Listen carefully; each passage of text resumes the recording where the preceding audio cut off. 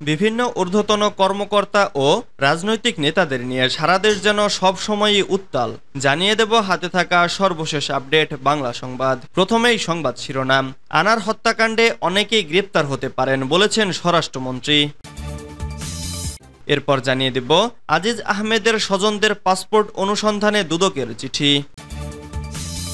এদিকে ব্যাংক এখন খালি, সব টাকা লুট হয়েছে বলেছেন রিজভী। আরও জানিয়ে দিব ময়মনসিংহে বিদেশি পিস্তল সহ স্বেচ্ছাসেবক লীগ নেতা গ্রেপ্তার। সর্বশেষ জানিয়ে দিব রাত নামলেই সীমান্ত দিয়ে ঢুকছে চোরাই গরুর পাল। এতক্ষণ শুনছিলেন সংবাদ শিরোনাম, এবারে বিস্তারিত। তবে অনুরোধ থাকবে ভিডিওটিতে একটি লাইক করবেন এবং কমেন্ট করে জানিয়ে দিবেন কোন জেলা থেকে আপনি আমাদের এই ভিডিওটি দেখছেন। আনার হত্যাকাণ্ডে অনেকেই গ্রেপ্তার হতে পারেন বলেছেন স্বরাষ্ট্রমন্ত্রী। এমপি আনার হত্যাকাণ্ডের তদন্ত শেষ হলে অনেকেই গ্রেপ্তার হতে পারেন বলে জানিয়েছেন স্বরাষ্ট্রমন্ত্রী আসাদুজ্জামান খান। সোমবার 10 জন সচিবালয়ে সাংবাদিকদের সঙ্গে আলাপকালে তিনি এ মন্তব্য করেন। স্বরাষ্ট্রমন্ত্রী বলেন, আনার হত্যাকাণ্ডে 2টি মামলা হয়েছে, একটি ভারতে আরেকটি তার মেয়ে ঢাকায় করেছেন। মূল আসামি শাহিনের নিরুদ্দেশ হওয়ার পরই মামলাটি হয়েছে, কাজেই এ ঘটনায় দুদেশই সম্পৃক্ত রয়েছে। তিনি বলেন, ভারতের সঙ্গে যুক্তরাষ্ট্রের বন্দি বিনিময় চুক্তি আছে, বাংলাদেশের সঙ্গে নেই। সেক্ষেত্রে শাহিনকে যুক্তরাষ্ট্র থেকে আনার বিষয়ে ভারত সুবিধা পেতে পারে। বন্ধুপ্রতিম দেশ হিসেবে আমাদের সব কাজেই ভারত সহযোগিতা করেছেন এবং ভবিষ্যতেও করবেন। আসাদুজ্জামান খান বলেন, আনার হত্যাকাণ্ডের ঘটনায় সত্যের খুব কাছাকাছি এসে গেছি। মরদেহের বিষয়টি নিশ্চিত হলেই অনেক কিছু প্রকাশ করতে পারবো। যে হাড়মাংস উদ্ধার করা হয়েছে সেগুলো ডিএনএ পরীক্ষা করলে নিশ্চিত হওয়া যাবে। এদিকে সোমবার 10 জন সকালে কলকাতার নিউ টাউনের সঞ্জীবা আবাসনের সেফটি ট্যাঙ্ক থেকে উদ্ধার হওয়া মাংসের টুকরাগুলো মানুষের বলে জানিয়েছে কলকাতার ফরেনসিক বিভাগ। তবে ডিএনএ পরীক্ষার পর জানা যাবে মাংসগুলো এমপি আনারের কিনা।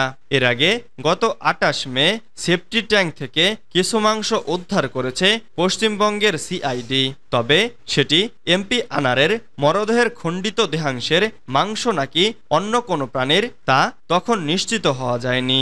অন্যদিকে আনার হত্যার ঘটনায় গ্রেপ্তার সিয়াম হোসেনকে নিয়ে রোববার 9 জুন সকালে কৃষ্ণমাটি বাগজোলা খালে তল্লাশি চালায় সিআইডি। তল্লাশির পর একটি ঝোপের পাশ থেকে বেশ কিছু হাড়গোড় উদ্ধার হয়। তবে সেগুলো আনারের কিনা তা এখনো স্পষ্ট নয়। নিশ্চিত করতে পাঠানো হয়েছে ফরেনসিকে।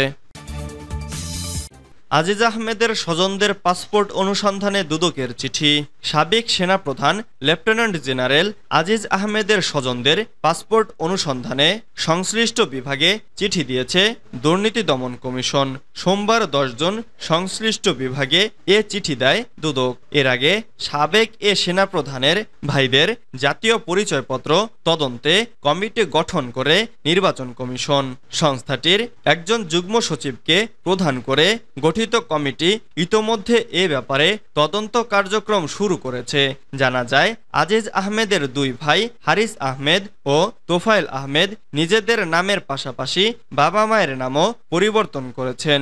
হারিস আহমেদ তার নাম পরিবর্তন করে হয়েছেন মোহাম্মদ হাসান, আর জোসেফ নাম পরিবর্তন করে হয়েছেন তানবির আহমেদ তানজিল। মোহাম্মদ হাসান নামে করা এনআইডিতে হারিস নিজের ছবি পরিবর্তন করেন 2019 সালে। ছবি বদলানোর জন্য সুপারিশ করেছিলেন তৎকালীন সেনাপ্রধান জেনারেল আজিজ আহমেদ। মিথ্যা তথ্য দিয়ে পাসপোর্টও তৈরি করেছেন আলোচিত 2 ভাই। তাদের স্ত্রীরাও একই কাজ করেছেন। সেনাপ্রধান থাকার সময়েই আজিজ আহমেদের ভাইদের ভুয়া তথ্যে জাতীয় পরিচয়পত্র ও পাসপোর্ট বানানোর ক্ষেত্রে তার প্রভাব খাটানোর বিষয়ে দেশ বিদেশের বিভিন্ন গণমাধ্যমে খবর প্রকাশিত হয়। ব্যাংক এখন খালি, সব টাকা লুট হয়ে গেছে বলেছেন রিজভী। বিএনপির সিনিয়র যুগ্ম মহাসচিব রুহুল কবির রিজভী বলেছেন, বাংলাদেশ ব্যাংক, সোনালী ব্যাংক সহ সব এখন খালি, সব ব্যাংকের টাকা লুট করা হয়েছে। ব্যাংকে গিয়ে দেখবেন শুধু চেয়ার টেবিল পড়ে আছে। তারা বাংলাদেশের সব আর্থিক প্রতিষ্ঠান শেষ করে দিয়েছে। প্রতারণার শিকার হয়ে মালয়েশিয়াগামী শ্রমিক সোহেল তানভীরের আত্মহত্যার ঘটনার প্রতিবাদ জানিয়ে সোমবার 10 জুন দুপুরে মতিঝিল সোনালী ব্যাংকের সামনে সামনে শ্রমিক দলের উদ্যোগে বিক্ষোভ সমাবেশে তিনি এসব কথা বলেন। শ্রমিক দলের সভাপতি আনোয়ার হোসেনের সভাপতিত্বে ও প্রচার সম্পাদক মঞ্জুরুল ইসলাম মঞ্জুর পরিচালনায় এ সময় বক্তব্য রাখেন বিএনপি চেয়ারপারসনের বিশেষ সহকারী অ্যাডভোকেট শামসুর রহমান শিমুল বিশ্বাস, কুমিল্লা বিভাগীয় সাংগঠনিক সম্পাদক অধ্যক্ষ সেলিম ভুইয়া, ব্যাংকিং বিষয়ক সম্পাদক লায়ন হারুনুর রশিদ, মালয়েশিয়া বিএনপির সভাপতি মোশাররফ হোসেন। এ সময় উপস্থিত ছিলেন বিএনপির জাতীয় নির্বাহী কমিটির সদস্য একরামুজ্জামান বিপ্লব, শেখ শামীম, ডক্টর মারুফ হোসেন, শ্রমিক দল নেতা সুমন সবুজ, ফিরোজ আলম পাটোয়ারি, যুবদল নেতা মনে মাসুম শান্ত, ছাত্রদল নেতা ডাক্তার তৌহিদুর রহমান আউয়াল, মাসুদুর রহমান, রাজু আহমেদ সহ শ্রমিক দলের নেতাকর্মীরা।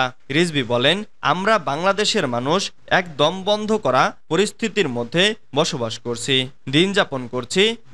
একদিকে সরাসরি আক্রমণ, একদিকে গুম খুন ক্রসফায়ার, আরেকদিকে ক্ষুধায় দারিদ্রতায় বঞ্চনায় মানুষ আত্মহত্যা করছে। মায়েরা পিতামাতারা তার সন্তান বিক্রি করছে। এ উপহার দিয়েছেন শেখ হাসিনা। ময়মনসিংহে বিদেশি পিস্তল সহ স্বেচ্ছাসেবক লীগের নেতা গ্রেফতার। ময়মনসিংহে বিদেশি পিস্তল ও ম্যাগজিন সহ মোহাম্মদ জজ মিয়া নামে এক স্বেচ্ছাসেবক লীগ নেতাকে গ্রেপ্তার করেছে কোতোয়ালি মডেল থানা পুলিশ। তিনি নগরের সুতিয়াখালী এলাকার মোহাম্মদ গিয়াসউদ্দিনের ছেলে।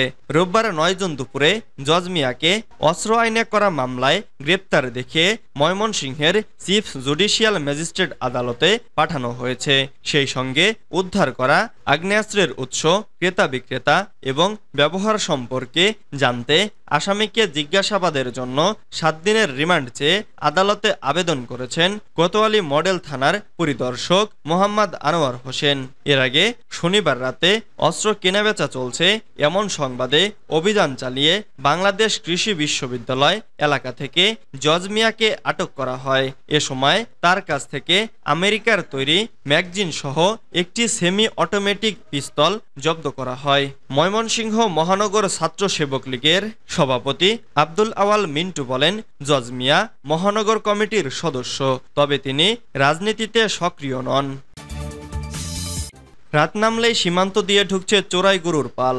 হাতে লাঠি, মুখ কাপড়ে ঢাকা, সবাই চোরা কারবারি। কোরবানির সামনে রেখে তাদের জন্য আগেই লেগেছে ঈদ। বান্দরবানের নাইখাংছড়ির সীমান্তের কালাচাইন্দায় রাতের আলো আধারিতে সীমান্ত গলে গরুর পাল ঢুকছে বাংলাদেশে।